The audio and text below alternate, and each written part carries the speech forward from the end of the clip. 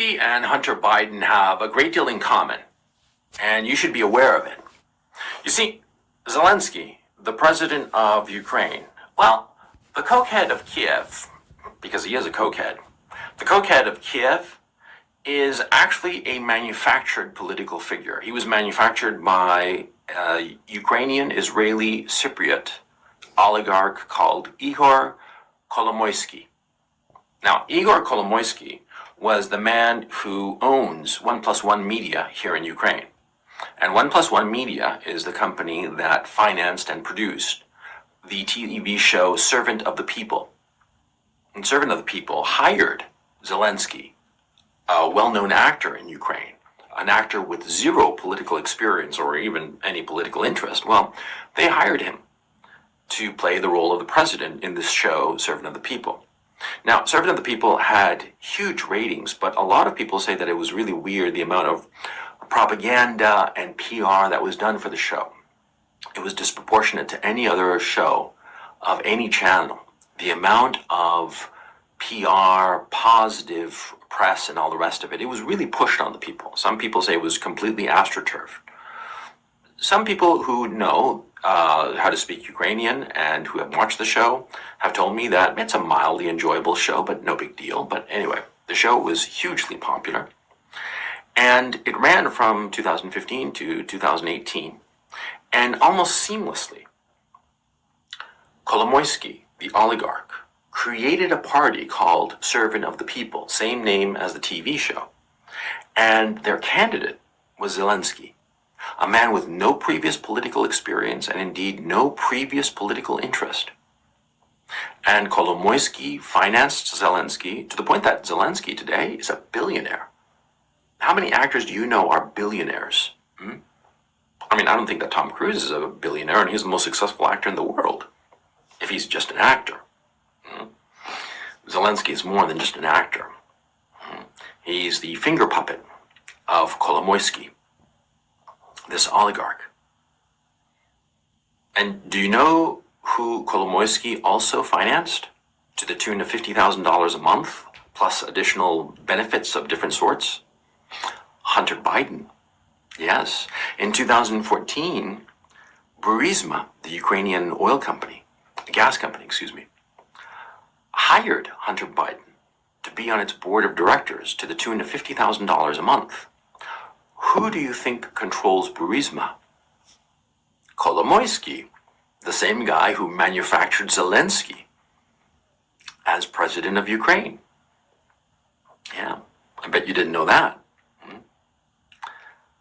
Zelenskyy and Hunter Biden are spiritual cousins. They are bankrolled by the same guy.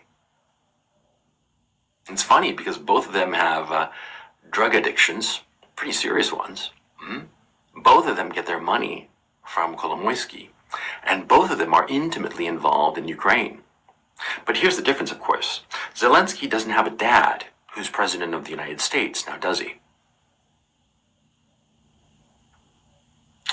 Why do you think the White House, the United States, is freaking out so badly over Ukraine? In Ukraine, there are all kinds of secrets. In Ukraine, well, see, the more unsavory people in the Washington establishment have used Ukraine as their private piggy bank to the detriment of the Ukrainian people. They have financially raped Ukraine, stripping it of monies and assets needed by the people of Ukraine. And this is part of the reason that Ukraine is one of the poorest countries in Europe, if not the poorest country in Europe, because of the corruption, because of how Westerners have exploited it, Western politicians have exploited it. Hunter Biden, $50,000 a month. And you say to yourself, well, $50,000 isn't that much. Yeah, but $50,000 a year is the median household income in the United States.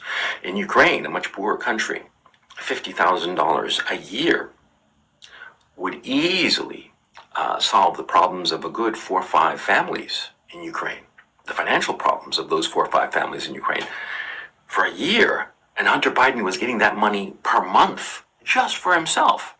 Although, of course, in the Hunter Biden emails, there's talk that that seems to be true, that the old man would get a 10% kickback of whatever Hunter Biden was getting.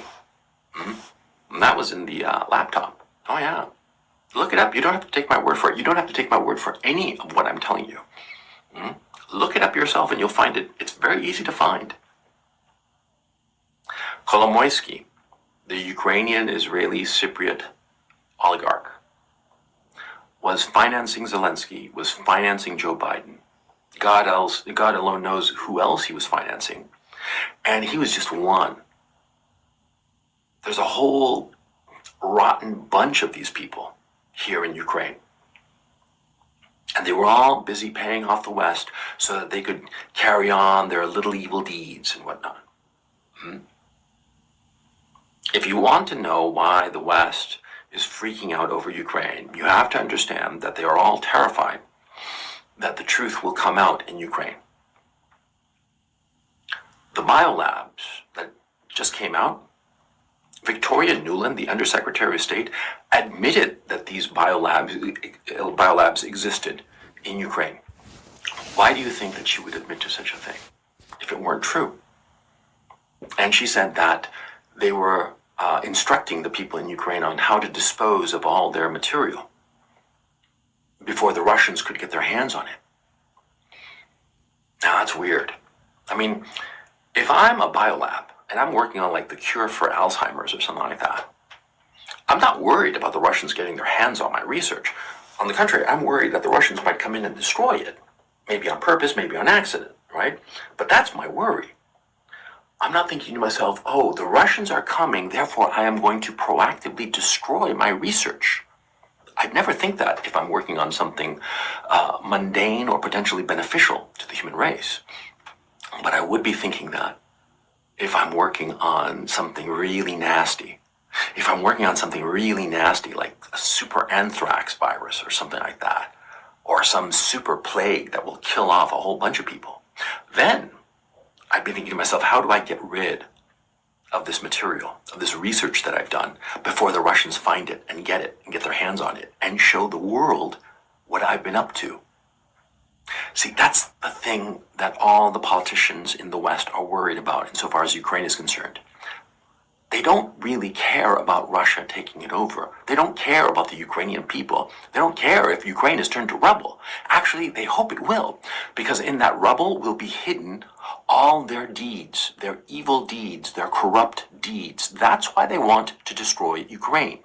That's why they don't care how many Ukrainian civilians die needlessly in this conflict. They want Ukraine to be turned to rubble so that in the rubble will be hidden all the evil, corrupt things that they have done. Understand this.